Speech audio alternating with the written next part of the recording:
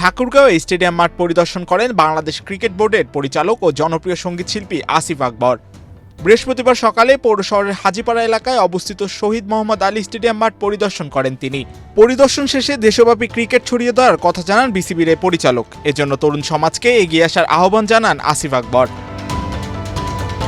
এ সময় তার সঙ্গে ছিলেন বিসিবি পরিচালক হাসানুজ্জামান, সদস্য সচিব আরমানুল ইসলাম, জাতীয় ক্রিকেট কোচ ও অ্যানালিস্ট, বাংলাদেশ জাতীয় নারী ক্রিকেট দলের রাশেদ ইকবাল, বাংলাদেশ ক্রিকেট বোর্ডের ঠাকুরগাঁও জেলা ক্রিকেট কোচ রকুনুজ্জামান রাহাত। পদ্মা সেতু, মেট্রো রেল এবং এলিভেটেড এক্সপ্রেসওয়ে নির্মাণের গর্বিত অংশীদার বসুন্ধরা সিমেন্ট। সুতরাং আমাদের তারুণ্য, আমাদের তরুণ প্রজন্ম, আমাদের আপকামিং প্রজন্ম এবং আমাদের বর্তমান প্রজন্ম, তারা বড়দের কাছ থেকে অবশ্যই আদেশ উপদেশ পরামর্শ নেবেন, কিন্তু ইমপ্লিমেন্ট করার দায়িত্ব তরুণদের। নতুন সময় এসেছে, নতুন বাংলাদেশ এসেছে, সেটাকে প্রমাণ করার জন্য সবাইকে নিবেদিত প্রাণ হয়ে কাজ করতে হবে।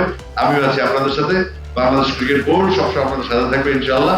এবং আমি বলতে যাচ্ছি, আমি যেগুলো বলে গেলাম সেগুলো আমরা করবো এবং এগুলো মনিটর করার জন্য আবার 3 মাসের মধ্যে আমি ঠাকুরগাঁও ফেরত আসবো ইনশাআল্লাহ। এই মাঠের অবস্থা আমি দেখলাম, এখানে যদি আরো রাশেদ ভাইয়ের কথা অনুযায়ী আরো যদি 2টা গ্রাউন্ড থাকে, এখানে আরো 2টা টার্ফ থাকে, আমার 2টো টার্ফ না, একটা টার্ফ আর একটা সিনথেটিক টার্ফ যদি লাগানো হয় এখানে, আর হার্ড উইকেট যদি প্র্যাকটিসের জন্য দেওয়া হয়, যে আপনি যেটা বললেন অপোনেন্ট যখন 2টা টিম থাকবে তাদের নেটগুলো পাশাপাশি হয়ে যায়।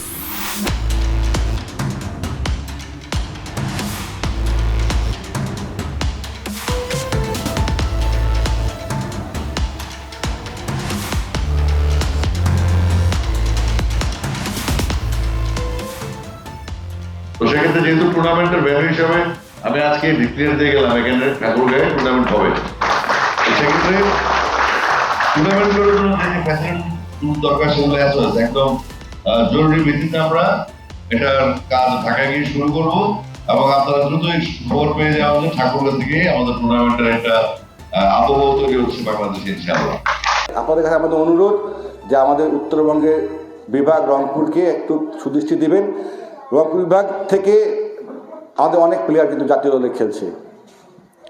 আমরা চাই 2, 4টা 5টা না, আমরা চাবো যে 50টা 100টা প্লেয়ার যেন বাংলাদেশকে পাইপলাইন দিতে পারি। প্রতিটা এজ গ্রুপে, এসপিতে, হাই পারফরমেন্সে, এই টিমে, ন্যাশনাল দলে যেন আমাদের রংপুর বিভাগের খেলোয়াড়রা পারফর্ম করতে পারে।